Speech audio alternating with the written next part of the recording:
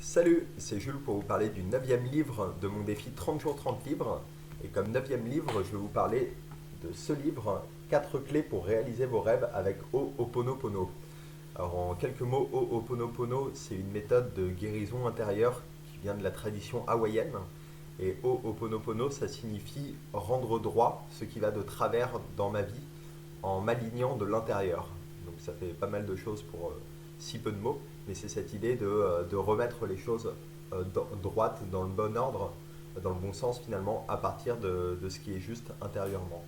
S'il y a une clé à retenir de ce livre peut-être, c'est l'idée que la vie, enfin que ma vie va ressembler à ce que j'en fais. Donc l'idée que je suis le créateur de ma propre vie et avec l'idée un peu à côté qu'on peut lire autant de théories qu'on veut, assister à autant de cours, qu'au final, ça sera l'intensité d'une pratique finalement de développement personnel qui permettra d'intégrer des automatismes et d'avancer réellement dans des pratiques de développement personnel. Donc voilà pour l'introduction, et puis je vais vous parler un petit peu donc, de ces 4 clés pour réaliser ces rêves avec cette méthode qui sont de se nettoyer, de rêver ce vers quoi on veut aller, de se projeter dans le rêve et finalement de réaliser son rêve. Voilà. La première clé du livre, donc, c'est le nettoyage. L'idée de nettoyer ce que l'auteur appelle ses mémoires. En fait, de prendre conscience des différents conditionnements qui nous guident et qui vont être source de notre souffrance et de changer les croyances qui n'ont plus lieu d'être, de changer enfin, notre regard et notre attitude afin de guérir plus rapidement les blessures émotionnelles qu'on a, avec cette idée d'être aussi à l'écoute de son corps pour pouvoir dépasser ça.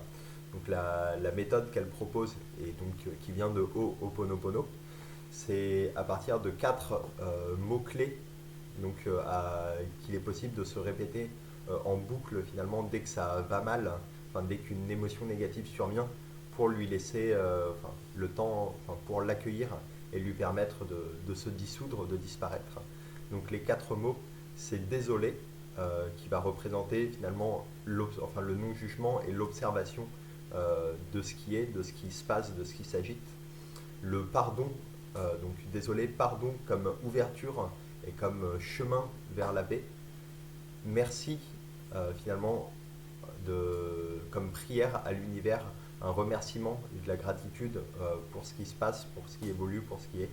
Et enfin, je t'aime comme une déclaration à soi-même. Enfin, je t'aime, je suis prêt aussi à avancer et être qui je suis.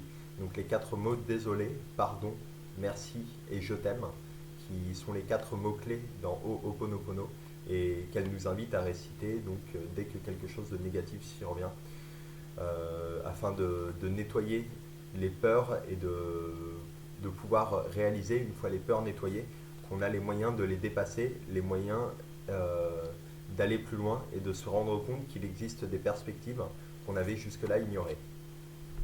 La deuxième clé donc, de ces 4 clés pour réaliser ses rêves, c'est l'idée de rêver, donc à la fois de regarder ses rêves d'enfant et de reprendre contact avec ses aspirations profondes, de révéler au jour ses aspirations pour pouvoir construire à partir d'elles enfin, sa vie à partir d'aujourd'hui, de revenir à une vie construite à partir des rêves, à une existence basée sur les rêves. Et elle donne une anecdote qui est intéressante par rapport à ça. Euh, donc en tant qu'auteur, elle souhaitait enfin, devenir rédactrice d'un journal, enfin, et c'était un de ses rêves d'enfant. Et après avoir reconnu ça, enfin s'être relié au fait que ce rêve-là existait encore, 3 semaines après, une proposition lui est arrivée comme ça de devenir rédactrice dans un journal, donc seulement 3 semaines après qu'elle ait imaginé ce que pourrait être finalement de suivre ce rêve d'enfant, de se relier à lui. Ce qu'elle nous dit aussi vis-à-vis des rêves, c'est que la véritable difficulté pour se relier à ses propres aspirations, c'est d'abord de les reconnaître et que pour ça, il faut apprendre à distinguer enfin, ce qui est la réalisation de ses véritables aspirations et donc qui peut amener de la joie, de l'enthousiasme et vraiment des émotions au niveau du cœur, de simplement la satisfaction qu'on peut trouver à accomplir ce qu'on doit accomplir et qui ne vient pas nous toucher autant en profondeur. Et donc pour ce rêve, elle vient aussi proposer une méthode de méditation contemplative pour redécouvrir ses rêves. Et je n'ai pas le temps de l'aborder plus en profondeur là, mais vous pouvez jeter un œil au livre si ça vous intéresse. La troisième clé donc, pour réaliser ses rêves, c'est l'idée de se projeter, donc de prendre conscience d'être l'acteur de sa vie et de soutenir cet élan. Donc pour ça, ce que l'auteur nous indique, c'est que ça peut souvent sembler aussi difficile de maintenir à flot un projet de rêve, de maintenir le cap, que de juste le révéler, le faire jaillir, et qu'il va falloir pourtant réussir à le maintenir, à laisser son rêve voguer sur le cours de la vie et rencontrer à la fois des obstacles, des confirmations, s'échouer par-ci par-là et s'enrichir de tout ça, donc pour qu'il puisse évoluer, devenir juste. Et elle propose une méthode pour aider cette projection, donc une méthode à mettre en place dans sa vie pour voir se réaliser ses rêves. Elle propose de commencer par une méditation autour de l'amour qui vise à se relier aux sensations physiques qu'on ressent quand on est avec des sentiments élevés proches de l'amour. Tout ça pour se sentir vraiment bien, se sentir en phase avec soi-même pour passer à la suite. Donc tout en restant avec ce sentiment d'amour, venir trouver les souhaits que l'on fait, finalement visualiser ses rêves au présent, chercher à être sincère avec soi-même et souhaiter devenir le soi de ses rêves.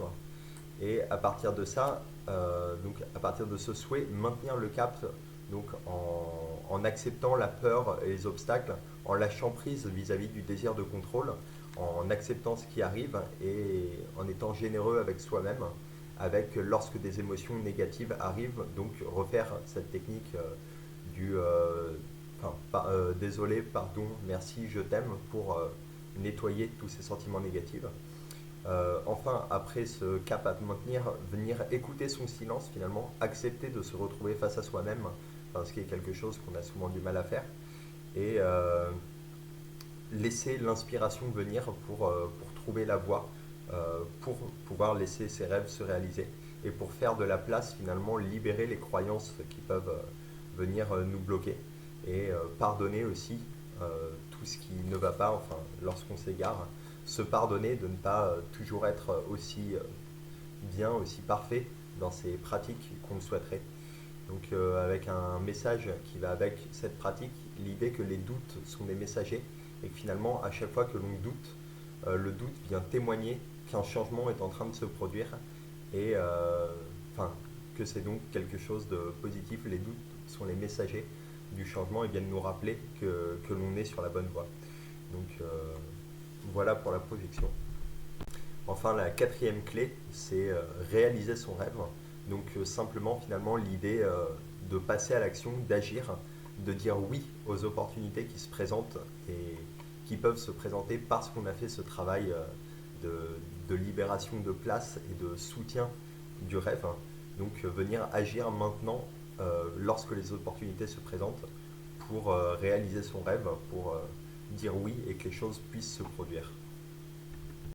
En guise de conclusion, l'auteur nous invite à nous rappeler que rien ne peut atteindre nos rêves si ce n'est nos propres peurs, et avec une invitation à la fois à utiliser cette formule de sagesse de Ho'oponopono, qui est désolé, pardon, merci, je t'aime, dès que la moindre tension physique ou émotionnelle arrive, et une invitation aussi à tenir un cahier de gratitude de manière à dire 5 merci aux choses qui se produisent chaque jour, et des messages pleins de bon sens et une méthode simple à appliquer que j'essaie moi-même de mettre en place petit à petit.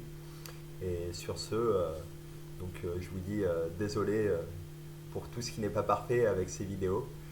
Pardon à moi-même de ne pas réussir à faire des choses à la hauteur de ce que j'aimerais partager.